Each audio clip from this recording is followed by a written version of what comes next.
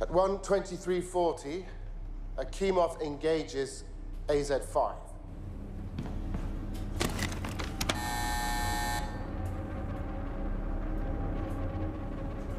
The fully withdrawn control rods begin moving back into the reactor. These rods are made of boron, which reduces reactivity, but not the tips. The tips are made of graphite, which accelerates reactivity. Why?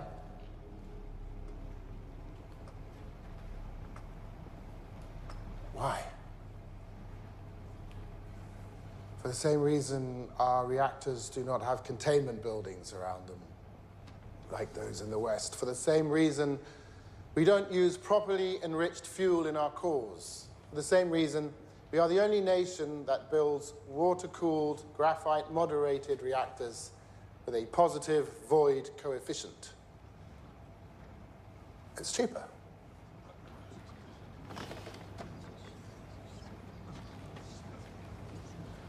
The first part of the rods that enter the core are the graphite tips, and when they do, the reaction in the core, which had been rising, skyrockets.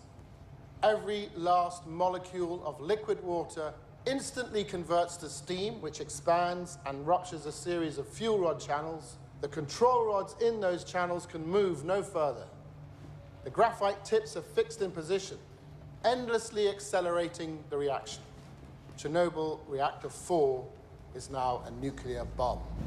1:23:42. Perevoschenko looks down on the enormous steel lid of the reactor and sees the impossible.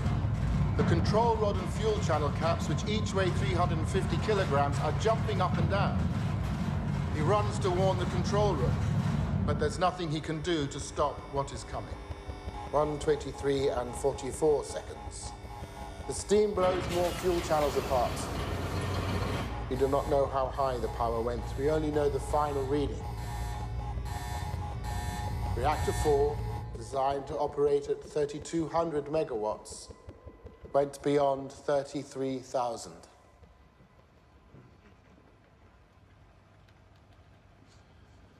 The pressure inside the core can no longer be held back. At long last, we have arrived. 1:23:45, explosion. In the instant the lid is thrown off the reactor, oxygen rushes in. It combines with hydrogen and superheated graphite. The chain of disaster is now complete.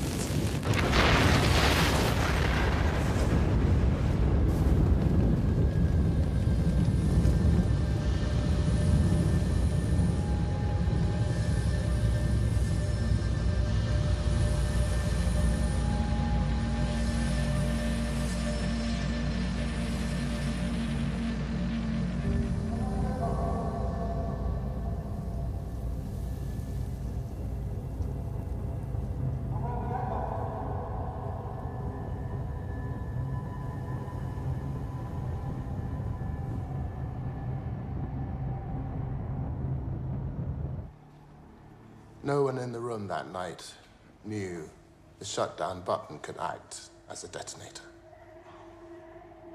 They didn't know it.